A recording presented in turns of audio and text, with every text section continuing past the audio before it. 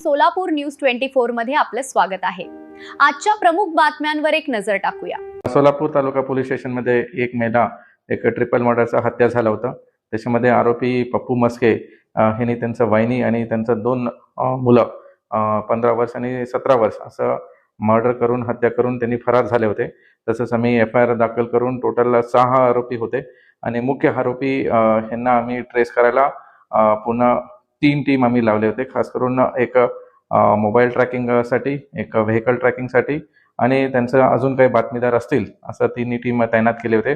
बाकी जे 5 आरोपी होते त्यांनी ह्यांच्या गुन्ह्यामध्ये ह्यांना मदत केली होते पळून नेण्यासाठी। त्यांना 2 तारखेला सगळ्यांना अटक करून त्यांचं कारवाई केले होते। त्यांचं इंट्रोगेशन मध्ये हे समोर आलं की त्यांनी बाहेर राज्यात काही त्यांचे मित्र आहे तिथे गेले असं संभावना दिसत होते। त्यासाठीच हे पहिले जे टीम आहे त्यांनी जे फास्टॅग जे नॅशनल हायवेचं डेटा आहे त्यांना संपर्क करून काही टेक्निकल अनालिसिस करून आम्हाला त्यांचा गाडी पहिले लातूरमध्ये ट्रेस झाला, नंतर आम्हाला हैदराबादमध्ये ट्रेस झाला। तसेच आम्ही ट्रॅक करत गेल्यानंतर विजयवाडा आणि लास्ट लोकेशन आम्हाला वेस्ट बेंगॉलमध्ये भेटले होतं। नंतर आम्ही 15 मोबाईल फोन्स आम्ही अनालिसिस केले सायबर टीमनी आणि सोलापूर तालुका टीमनी।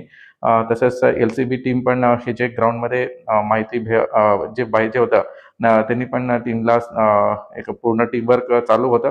लास्ट आम्हाला वेस्ट बेंगॉलमध्ये एक लोकेशन भेटलं आणि गाडीचं पण आम्हाला फास्टॅगमध्ये ते लोकेट झालं। तिथं बरीचदा असं एक जिल्हा आहे, तिथं एकदम बांगलादेशचा बॉर्डरमध्ये जिल्हा आहे आणि त्याचं प्लॅनिंग होतं की तिथून बॉर्डर क्रॉस करून वेस्ट बेंगॉल पासून बांगलादेशला जायला त्यांचं प्लॅनिंग झालं होतं। एक एजंट होता त्याचं नंतर आम्ही माहिती काढल्यानंतर बस आरोपीचं लास्ट लोकेशन वेस्ट बेंगॉलमध्ये बरसीरहट जिल्ह्यामध्ये भेटलं होतं। तिथं आम्ही SP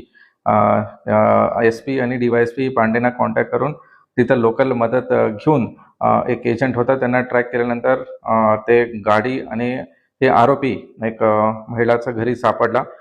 तसंच आमचा टीम तिथं रवाना होऊन लोकल पोलिसांची मदत घेऊन आज त्यांना इथं सोलापूर जिल्ह्यामध्ये अटक केलेली आहे। त्याच्या इंट्रोगेशनमध्ये हेच समोर येते की ह्यांचा जमिनीचा वाद होता। जे जमीन 3 भाऊ सोबत राहत होते, 3 घर आहे त्यांचं आणि आजूबाजूलाच शेती आहे, 8 एकर शेती आहे। ते वाटणी न झाल्यामुळे